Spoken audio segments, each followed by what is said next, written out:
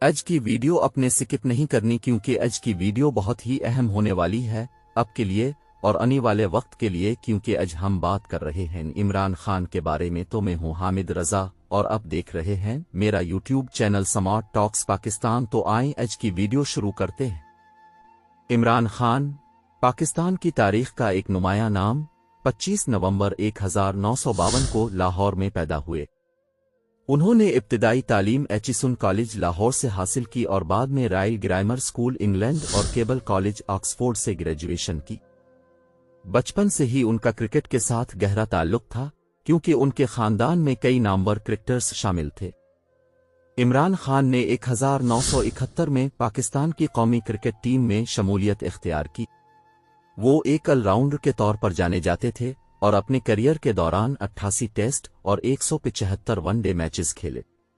انہوں نے 1992 کے ورلڈ کپ میں پاکستان کی قیادت کرتے ہوئے ملک کو پہلی بار عالمی چیمپئن بنایا، جو ان کی زندگی کا سب سے بڑا کارنامہ تھا۔ ان کی قیادت میں پاکستان نے اس ٹورنامنٹ میں شاندار کامیابی حاصل کی جس نے انہیں قومی ہیرو بنا دیا۔ عمران خان نے اپنی کرکٹ کیریئر کے بعد سماجی خدمات کی جانب توجہ دی۔ انہوں نے 1994 میں شوکت خانم میموریل کینسر ہسپتال قائم کیا، جو کہ ملک میں کینسر کے علاج کے لیے ایک اہم ادارہ بن گیا۔ ان کی کوششوں نے ثابت کیا کہ وہ صرف ایک کھلاڑی نہیں بلکہ ایک انسان دوست بھی ہیں جو عوامی خدمت کو اپنی زندگی کا مقصد مانتے ہیں۔ عمران خان نے 1996 میں پاکستان تحریک انصاف (PTI) کی بنیاد رکھی۔ ابتدائی دنوں میں انہیں سیاسی میدان میں مشکلات کا سامنا کرنا پڑا، مگر انہوں نے ہمت نہیں ہاری۔ 2013 کے انتخابات میں PTI خیبر پختونخوا میں حکومت بنانے میں کامیاب ہوئی۔ 2018 کے عام انتخابات میں عمران خان وزیر اعظم منتخب ہوئے، جہاں انہوں نے کئی اہم اصلاحات متعارف کرائیں۔ عمران خان کی حکومت کو مختلف چیلنجز کا سامنا کرنا پڑا، جن میں اقتصادی مسائل، مہنگائی اور سیاسی عدم استحکام شامل تھے۔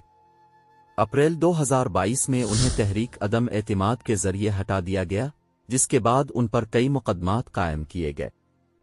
حالیہ دنوں میں انہیں 17 جنوری 2025 کو بدعنوانی کے الزامات پر قید کی سزا سنائی گئی، جس نے ان کی سیاسی حیثیت کو مزید متاثر کیا۔ عمران خان کا مستقبل اب بھی غیر یقینی ہے۔ اگرچہ ان کی مقبولیت اب بھی موجود ہے، مگر سیاسی حریفوں اور موجودہ حکومت کے خلاف ان کی جدوجہد جاری رہے گی۔